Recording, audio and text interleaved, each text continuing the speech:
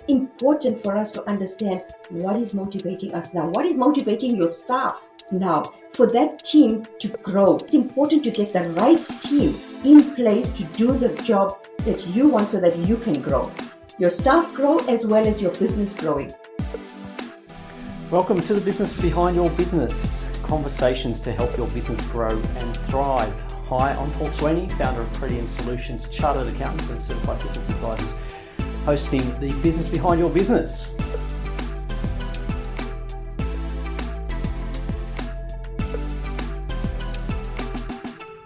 Welcome to the Business Behind Your Business, and today I'm joined by Rita Morar, who is a growth and personal development coach at Keystone Business Advisory. And we're following on from the themes that we've been having through these January episodes of goal setting and planning to grow your business. And we're going to be looking today at the 5 pillars of success to achieve life and career goals. So Rita, welcome to the podcast. It's great to have you here. Would you like to tell us a bit more about your background? Sure. Thank you, Paul. So listeners, I am a personal growth and development coach, and I work for Keystone Business Advisory. So we're a small team where we focus on helping clients my personal role is to help you to understand your goals and your communication styles, or even we all go through a lack of motivation from time to time, and we don't know where we headed, or we don't know what we should be doing.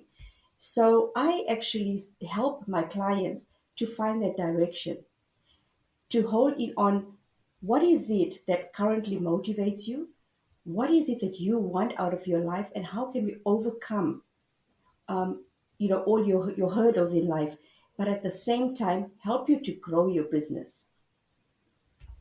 So they're great questions that I think a lot of people are asking themselves at the moment.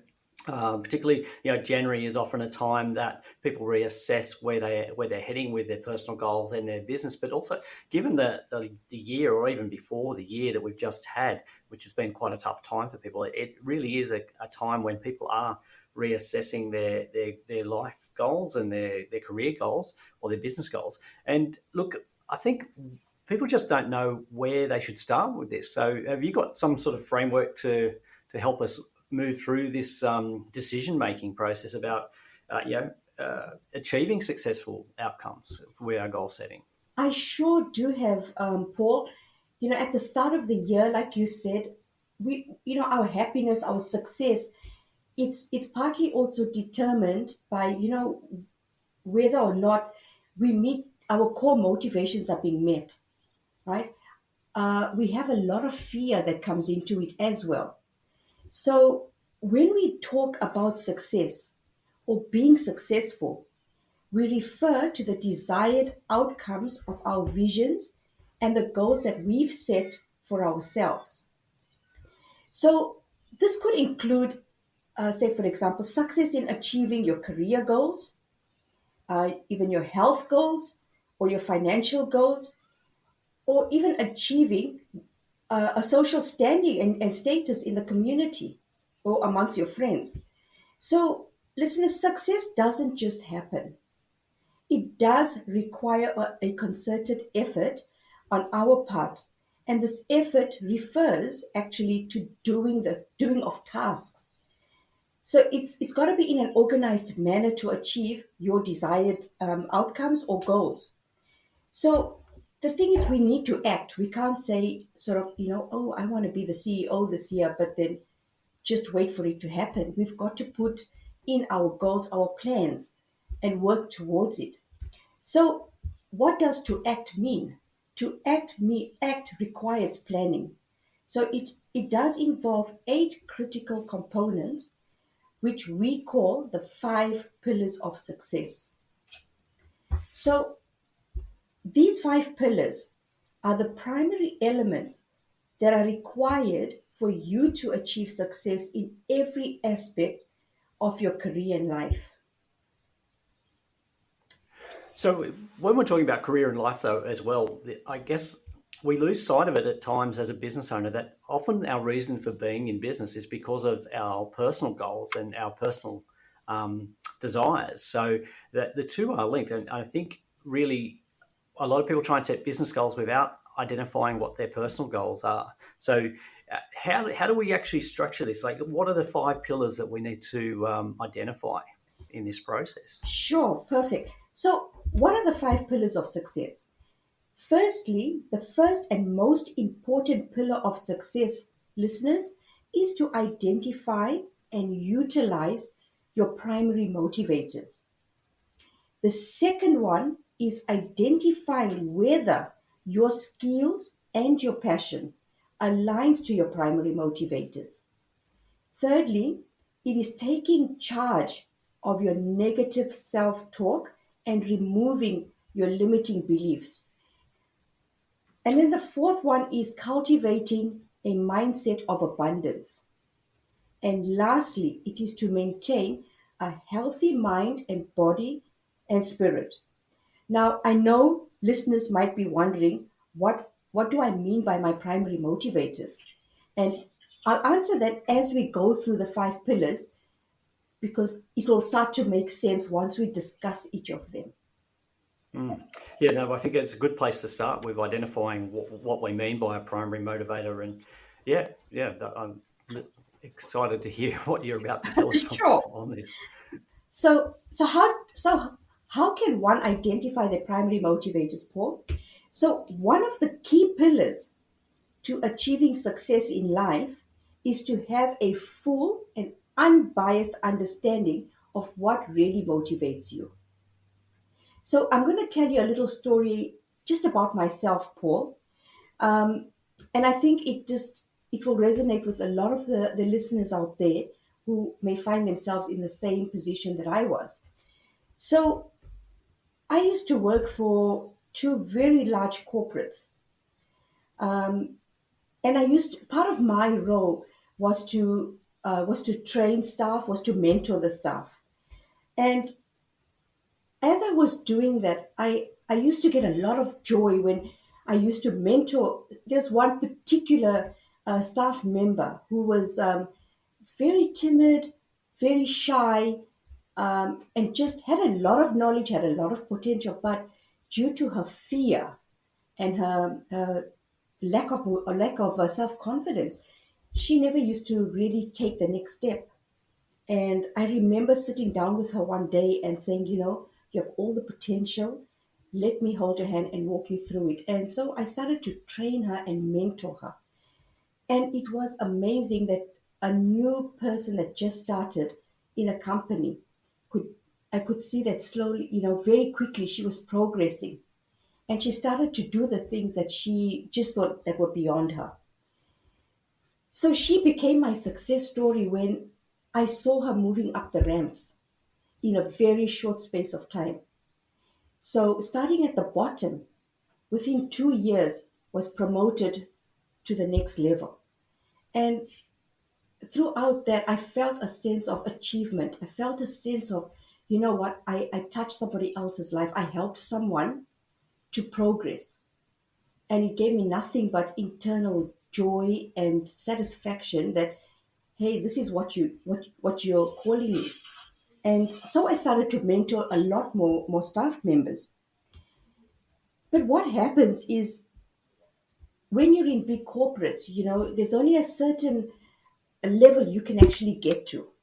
And I found that I just wasn't able to break that barrier due to corporate policy. So I was getting a bit demotivated myself. And I happened to be going to a social function where Raj, who's now my business partner, was actually also invited. And just chatting along with everyone, he asked me, what do you do? And we got chatting, and I said, well, I've reached a stage where I'm not getting that satisfaction anymore because I've hit a brick wall. I've hit you know as high as I could go. And this is what I really want. I'm really passionate about helping people, helping business owners to break through those barriers and to reach their potential and for their businesses to grow. And so he said to me, oh, well, I'm a coach, and this is what I do. I also help people. He says, I have a really, really exceptional tool that is going to help you find out what is your motivation? So I thought, oh, okay, that sounds interesting. So I said, what is it? And he says, well, it's an online assessment that only takes 15 minutes, but it's going to give you a wealth of information on what actually is motivating you now. And I thought, oh, yeah, I don't think, an assessment's going to do that. So I thought, okay, look, I got nothing to lose. Yes, I'm going to go for it. So he sent me everything and I got started. And oh my God, I was blown away, Paul. I was like, what? This 15-minute assessment just described to the T who I was, what I was motivated to do, and what I was looking for. And I honestly tell you, listeners, my hair stood up. I couldn't believe it that this little report would tell me so much about my life. I actually turned around to him and I said, "You sure you're not a psychic or something?" And he laughed. And so we did the 1 hour debrief. And I said to him, I said to Raj, I honestly can't believe how true this report is. It is telling me that, yes, my calling is to help people. My calling is to get them to the next level, to break those barriers, and for those business owners to grow their businesses, to find also what's motivating them and do it. And so he said to me, um, he says, Rita, it so happens I want to grow my own business and I'm looking for a partner. And he said, based on what I've just discovered from you and of you, he says, I would love for you to join us. And I was taken aback and I thought, wow, that's pretty great. So I jumped at the idea. I was so overwhelmed. I was like excited. I was everything. And I said to him, look, let me speak to my family, my husband and my daughter, and let me get back to you. So that night, after having been to Raj, I came home and I was really pumped. I was really happy and spoke to my husband and my daughter. And I said, I think I really found what my true calling is. And so we sat down, nutted everything out, and they told me, yep, we support you. You go for it. And yeah, I joined Harry and Raj. And to be honest, I've never looked back. That's a great story, Rita, It because from what you were saying, that your primary motivators were really inconsistent with the job that you were actually doing, and if you'd persisted in that corporate role that you had, yes, you had that great story of that one person you mentored, but I think really if you stayed in that role, you would have this conflict between what motivated you and what you were actually doing. uh, And I think a lot of business owners have that same issue. The reason for why they started their business and then what they're actually doing are two totally different things. So I think 100%. you've really nailed it there by demonstrating what we mean by a primary motivator and how it has such a big impact on what we do. 100%. Because I just gave an example of one staff member, but I had many. And it's true that the conflict does come when you want to do something really good for your people, but you have this conflict of the managers or higher up or other staff members. And in business we have the same. Our staff that we employ or get to do things may not be in the right position, and we're constantly having this friction. You may have a team of 10 people, and in that 10 with those that small team, there could be some people that are just there to just make ends meet. They don't actually have a passion to be in that role. So you banging your head, you cannot grow your business because you're too busy firefighting. And what this tool does is it helps you to understand your staff. What is motivating them? Is it better to keep them in that position, or is it better to find something that's going to suit them? And it's funny you say that, because I had another client last year who did have a team of 10 people. And when we did the motivational map, we found that two of the staff members were totally a misfit. In fact, one of them, she couldn't thank us enough because she actually found her true calling. And her calling was, instead of selling real estate, she actually wanted to teach piano. And That's a big difference. exactly. Right. And so I asked her, why are you exactly in this role? And she goes, well, look, I'm a single mom. and I really needed to find a job that pays the bills. And that's fair enough. But being miserable, coming to work every day wasn't solving her problem, nor was it helping the business owner. And so the best thing for her was to go and find her true passion. And, we found someone else that could do, her job, who was actually suited. But when I spoke to her, or when she sent me an email saying, um, this was the best thing that she could have done, and she is so happy now doing what she's doing, and she's gone leaps and bounds in coaching piano. So it all goes back to, listeners. I'm not sure if you're aware of the Maslow's hierarchy of needs. So Yeah, maybe if you can just sort of recap on that for us, because I think a lot of people aren't familiar with that yeah, study and so what that actually represents. definitely. So if listeners are familiar, some of the listeners may be familiar and understand how Maslow's hierarchy of needs, they'll be able to identify at which stage they are, right? So for a uni student, or for the 20 something year olds, they're right at the bottom. They just want to get basic needs. They want their food, their shelter, pay for their rent, pay for their social, and enjoy life. But for some of the business owners who might feel that, I'm actually now looking for, I want to be at the cognitive need, where I need to have that knowledge, that meaning, that self-awareness about myself now. Some people might even be at a self very few are in a self actualization stage, where they want personal growth, or self fulfillment. Take somebody like Richard Branson or Tony Robbins, or Warren Buffett. They may be sitting at the top, where they've self actualized, where they now have gained or have all that money and wealth that they need. They've done everything they want to do in life, but now it's all about themselves, helping the community, philanthropy. So, in with Maslow's hierarchy of needs, there's 8 stages that we're all in, and it just depends on which stage you're at. Um, you may be at a stage where you're looking just for purpose in life. So, by doing the motivational map, you cut out the questions of who am I, what am I, what am I doing, because that map is going to align your current motivators with what you're doing now. It's going to be able to identify all of those things for you. And that's really important. So I think there's a couple of things I've just picked up on there that,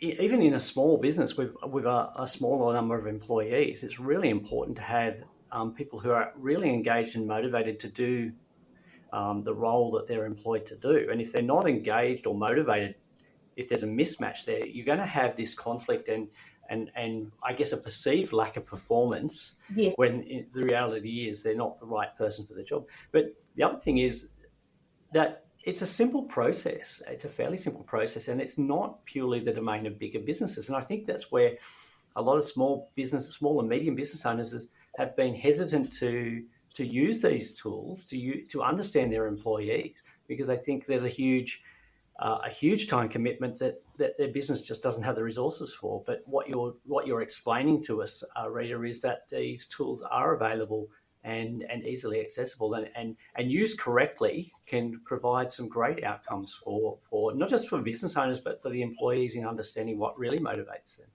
100%, Paul. I mean, the motivational map gives you 9 different motivators. And, they're broken up into little groups, which we call clusters. So, you might have some of your clusters. You might be what we call a star, a person who just, likes to go out there and be recognized, likes to, wants to be known out there, wants to be, shown to people that, oh, look what I achieved. Some could also be very status oriented, or just wants to build a reputation in the company, and may find, what, I'm getting stifled here. No one recognizes anything I'm doing, or I don't feel that. So it's important for us to understand at which stage are you, and the motivation map is going to show you that Are you getting that out of your current role? Or is there a different calling for you? Are you motivated by something else? A very quick story. I had a client who called me yesterday, and she has a 25-year-old son. And her son is doing wants to do his MBA, and but at the same time, he feels I'll do that MBA, but maybe not now. I want to go out there and do a trade, just out of the blue. And his mom's going, but no, you can't do that. You have to do the MBA, and you have to go down a certain path. And I was trying to explain to her that, that is your motivation. That is not his motivation. So it's important that we understand what is motivating him. So if he does go down the path of just doing his MBA, he is not going to do it because he wants to do it and he's not going to do a good job of it. But if you leave him to grow, he's going to progress maybe in both areas. And so that is why it's important for us to understand what is motivating us now. What is motivating your staff now? For that team to grow, it's important to get the right team in place to do the job that you want so that you can grow. Your staff grow as well as your business growing. Put those two, it's hand in glove. And if you can do that, well, you've got a very successful business ahead. Yeah, look, I'm really enjoying this conversation we're having about motivation, and I think it's really important. And look, we've still got we've still got the other four pillars of success to talk about. But I think what we might have to do, Rita, here is split this up into two parts, and make sure we give good coverage to this, because it is something that is really important, and now more than ever, when we see a lot of people unsure about what they're doing and where they're heading, this whole idea of motivation is really, really critical. We hear stories of people spending careers and 20, 30 years in a job that they don't enjoy because it's not what they want to be doing.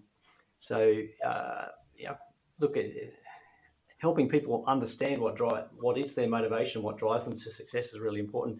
So, do you have any other key aspects of this motivation map that you want to share with us? Look, we could talk forever, Paul, but I do have a few of the other motivators that we can talk about in our next session, and I would love for the listeners to join us, because we really talk about your mindset. We talk about why it's important to have a healthy mind, body, and also negative self-talk. How we can overcome all that. How we get your people to get engaged with you and with the role itself. Yeah, look, I think we should really spend some more time on that. And look, what we're going to we'll put a link in the show notes here. But is there a particular tool that you use that people can contact you or access via the Keystone website that might be helpful? Definitely. So we do have the tools called the motivational map, and you can reach us on our website at keystonefocalpointcoaching.com .au, and also please reach out to me on my mobile 0415 247 397. My name is Rita, and I'll be really happy to help in any which way I can to talk to you further or send you out um, information. I have two other business partners who are specialists as well. One of them is a specialist in motivational maps, and yes, let's take you through it. Let's help the business owners identify their people and bring together and bridge that gap of your staff and yourself together so that you have a harmonious team and you're growing that team. So listeners, if you do want to reach out to us again, my email our website is www.keystoneFocalPointCoaching.com.au, and my mobile is 0415 247 397. That's great, Reed. So, what? Just before we finish up, what would be the one key thing that people really need to consider when they're starting to think about what motivates them. What's the one key thing that you'd like them to take away? I'd like you to sit back and think without any bias, but just think, okay, so I'm in this business or I'm in this role. Where do I want to take my business? Where do I want to see myself at the start or at the end of 2021, right? I've got 12 months. Well, we're almost coming to 11 months. So I've got 11 months. What is it that I want to achieve in 11 months? Do I have the right mindset? Do I have the right motivation? I should really know what's motivating me and what's motivating my staff. How can I bridge the two together and move this business forward? Because everybody can. Everyone can grow their business.